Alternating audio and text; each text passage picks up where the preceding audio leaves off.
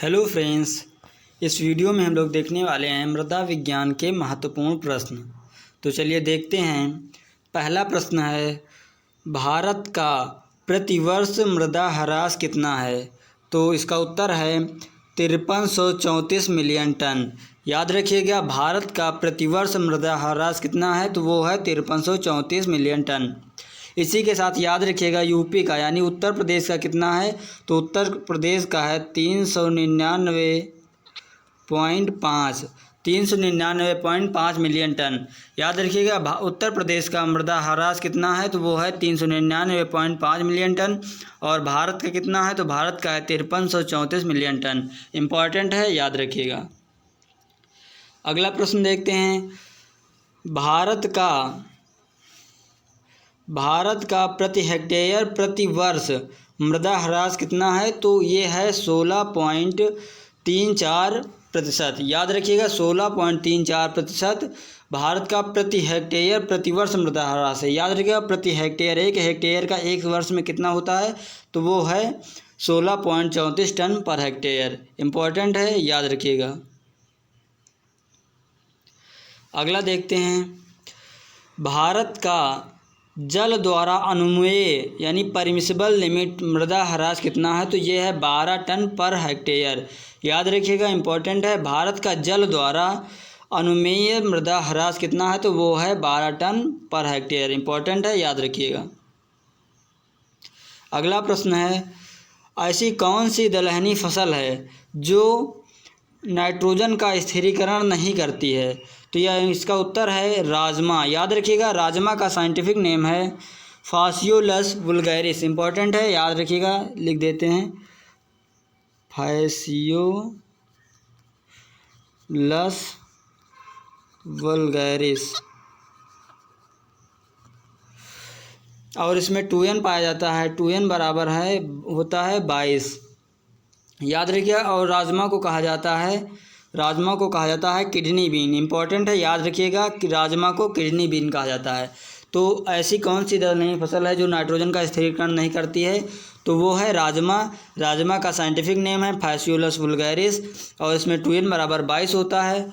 और राजमा को kidney bean कहा जाता है। इम्पोर्टेंट है, याद रखिएगा। अगला प्रश्न देखते हैं। अगला प्रश्न है, भारत में निर्मित प्रथम उर्वरक है। तो भारत में निर्मित प्रथम उर्वरक कौन सा है? तो इसका उत्तर है SSP यानी सिंगल सुपर फास्फेट।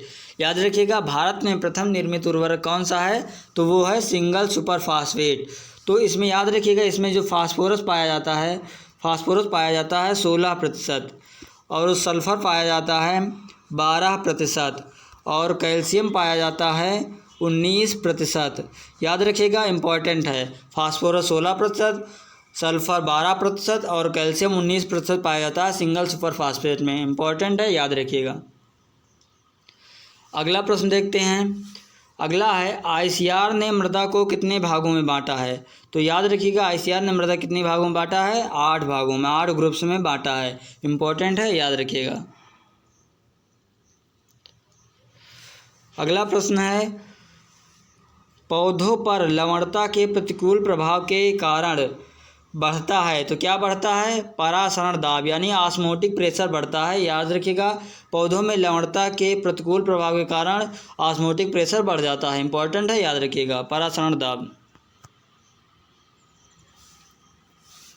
अगला प्रश्न है, शीर्ष कलिका प्रभाविता किस कारण होता है? तो इसका उत्तर है ऑक्सीन हार्मोन के कारण। इंपॉर्टेंट है, याद रखिएगा, ऑक्सीन हार्मोन के कारण शीर्ष कलिका प्रभाविता होता है। इंपॉर्टेंट है, याद रखिएगा।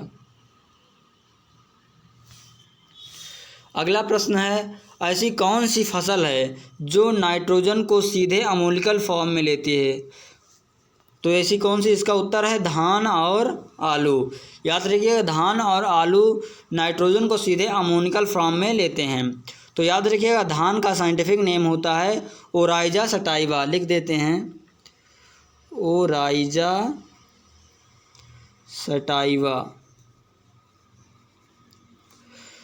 और इसमें जो 2N पाया जाता है वो पाया जाता है 24। इम्पॉर्टेंट है, याद रखिएगा।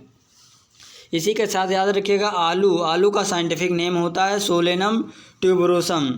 याद रखिएगा सोलेनम ट्यूबरोसम आलू का साइंटिफिक नेम होता है और इसमें 2n बराबर होते हैं, कितना होता है 48। यह ऑटो टेट्राफ्लाइड क्रॉप होती है। इसमें बेसिक क्रोमोजोम होता है 12 होता है। याद रखिएगा बेसिक क्रोमोजोम कितना होता है, तो बेसिक क्रोमोजोम 12 होता है। इम्पोर्टेंट है, याद रखिएगा। अगला प्रश्न देखते हैं। अगला प्रश्न है धान में अमोनिकल उर्वरक देना चाहिए। तो याद रखिएगा धान में अमोनिकल उर्वरक कहाँ देना चाहिए, तो देना चाहिए अपचायक जोन में यानी रिड्यूसिंग जोन में देना चाहिए। रिड्यूसिंग जोन में अमोनिकल उर्वरक देना चाहिए धान में। इम्पोर्टेंट है, याद रखिएगा। अगला प्रश्न है धान में नाइट्रेट उर्वरक देना चाहिए। तो धान में नाइट्रेट उर्वरक कहाँ देना चाहिए, तो देना चाहिए ऑक्सीकृत जोन में। ऑक्सीकृत मतलब ऑक्सीडाइज जोन में। इम्पोर्टेंट है, याद रखिएगा। अगला प्रश्न है मृदा का छोटा आयतन कहलाता है। तो इसका उत्तर है पेडान। याद रखिएगा पेडान मृदा का छोटा आयतन कहलाता है। इम्पोर्टेंट है, याद रखिएगा। अगला प्रश्न है मृदा में कार्बनिक पदार्थ मिलाने पर स्थूल घनत्व पर क्या प्रभाव पड़ता है। तो इसका उत्तर है घट जाता है। याद रखिएगा मृदा में कार्बनिक पदार्थ मिलाने पर स्थूल घनत्व घट जाता है। इम्पोर्टेंट है, याद रखिएगा। अगला प्रश्न है काली मृदा सबसे ज़्यादा उपयुक्त होती है। तो इसका उत्तर है ड्राई लैंड एग्रीकल्चर के लिए। याद रखिए काली मृदा सबसे ज़्यादा उपयुक्त होती है ड्राई लैंड एग्रीकल्चर के लिए। तो ड्राई लैंड एग्रीकल्चर क्या होता है, तो ये होता है फसलों की खेती पूरी तरह से वर्षा आधारित परिस्थितियों में करना, ड्राई लैंड एग्रीकल्चर कहलाता है। तो फिर से देख लीजिए ड्राई लैंड एग्रीकल्चर क्या होता है, फसलों की खेती पूरी तरह से वर्षा आधारित परिस्थितियों में करना ड्राई लैंड एग्रीकल्चर कहलाता है। इम्पोर्टेंट है, याद रखिएगा। तो बस आज की वीडियो में इतना ही।